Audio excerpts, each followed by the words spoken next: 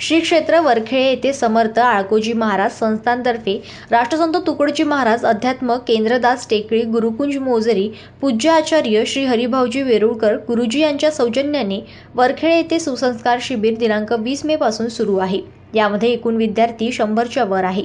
यांना प्रशिक्षित करण्यासाठी भंडारा येथील हबप श्री ज्ञानेश्वर बुराडे महाराज, त्याचप्रमाणे श्री पर्ण वेदांताचार्य वेदांत माकोळे महाराज तसेच सुधीरभाऊ देशमुख, प्रेमानंद चक्रपाणी, शुभमदास तरोणे, विशेष प्रयत्न ग्रामगीताचार्य श्री विजयभाऊ बोके तसेच संस्थांचे सदस्य राजूभाऊ देशमुख, निलेश बोके व्यवस्थापक आणि संस्थेचे अध्यक्ष श्री शाहूसाहेब बोके यांचे मोलाचे सहकार्य लाभले आहे।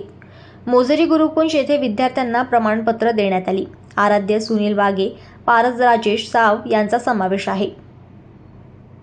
संजय जावरकर, जनमत लाईव्ह न्यूज, अमरावती।